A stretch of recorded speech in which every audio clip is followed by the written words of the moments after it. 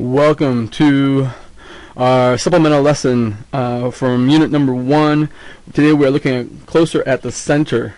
Specifically, we're looking at weighted mean. Weighted mean is the average value of a data set in which all pieces are not valued equally. You know, our grades in Skyward are an example of weighted mean in those classes where you have different categories. Maybe your tests are worth 70% and your daily stuff is worth 30%, like it is in my geometry class. Alright, so we're looking at weighted mean closely today. Two things we're going to look at. We're going to look at how do you calculate a grade, and then how do you figure out what grade you would need for a certain score. So here we go. Here's my geometry class. Let's say you've got 2 tests out of 100 and you got a project out of 50. And then you got a whole bunch of daily quizzes. And the test categories were 70% and the daily quizzes are worth 30%. So what we're going to do, we're going to add all of those scores in the test section and divide that by 250. Alright, when you do that, you're going to get a percentage. That's about 85.2%. Now, since that's worth 70% of my grade, I'm going to multiply that by 0.7, and that's going to give me how many points that I've earned out of a potential 70 points. So I've got about 59.6 points out of the potential 70 that I could have if I would have had 100% in that category. Now I'm going to do the same thing for my quizzes. And if you need to stop and go back and watch this again, do that as many times as you need to figure this out. So as I add up all of those, I get 82 out of 100. So obviously that's 82%.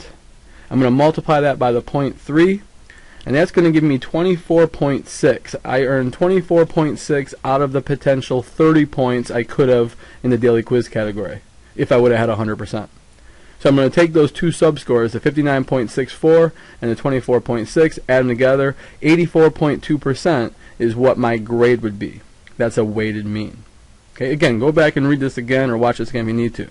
Now, what if I don't know what that final score is? What if I'm trying to figure out what grade do I need on my last project to earn, let's say, an 80% in the class? Okay, that's what we're looking for right now. What do I need on this last project to get 80% in the class? So my other 2 tests, I add those together, I get 166 plus that unknown project grade out of 250. Okay, now I can't do much with this yet because I don't know what that last project grade is. But I know that when I'm done with that, it's going to give me a percentage. I'm going to multiply that by 100 to figure out what that percent is. And then remember, I'm going to multiply that by 0.7 to figure out how many points I earned out of the 70 points possible in my test category. Now, nothing has changed in my quiz category. I still got 82 out of 100, so that's 82%. I'm still going to multiply that by 0.3 to get that 24.6. Now, here's the difference now. Let's say I know I want to score an 80. So 80 is the score that I'm trying to get. So if I subtract 24.6 from that, then that resulting 55.4 is how many points I have to earn in my test category. So I'm looking at my equation I have here, and I see that I'm multiplying the 100 and I'm also multiplying by 0.7. So that's really just multiplying by 70. So what I'm going to do right now is set up a little equation here.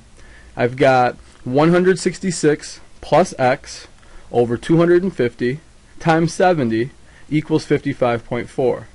So if I divide both sides by 70 right now, I can start to figure out how to solve for my x. So 55.4 divided by 70 is that 0.7914, and so I know that 166 plus x divided by 250 has to equal 0.7914.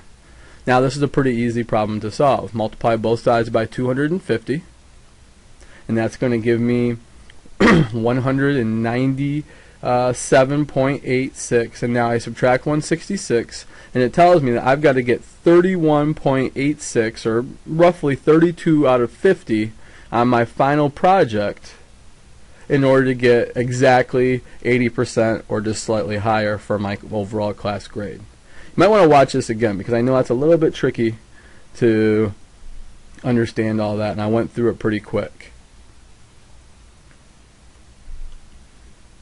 You might try it yourself also. Now you know what the answer is. Try doing that math yourself and see if you can figure that out. Push pause, try it, and then come back and watch it again and see if you got it right.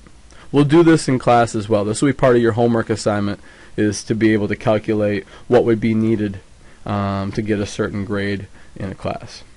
Hey, just real quickly, the other thing I want to talk about before I'm done with this video is just how do you choose what the best measure of center would be? You know, let's say you're given a problem and you're asked, you know, what's the center of this data?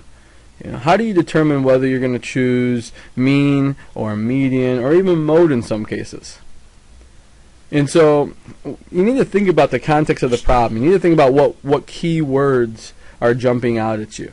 All right, so just a couple words to think about real quickly.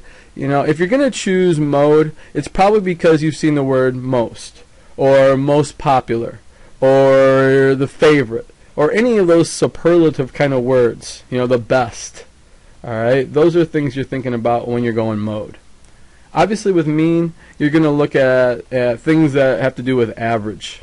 All right, so the average or the arithmetic average, which means the same thing. Again, there's not really a whole lot of different words to choose from for this one.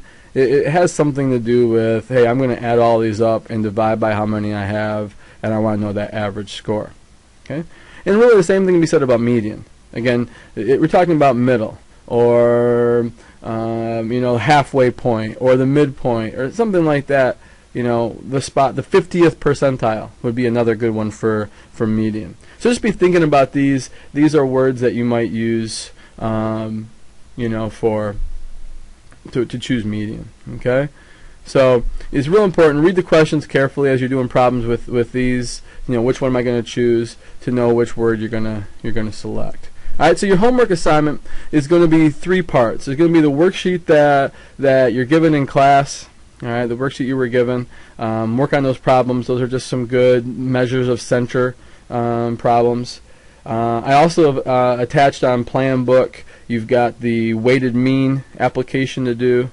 All right, and then obviously watching this video is part of that homework as well. All right, any questions, make sure you ask in class tomorrow. All right, good luck. Have a good night.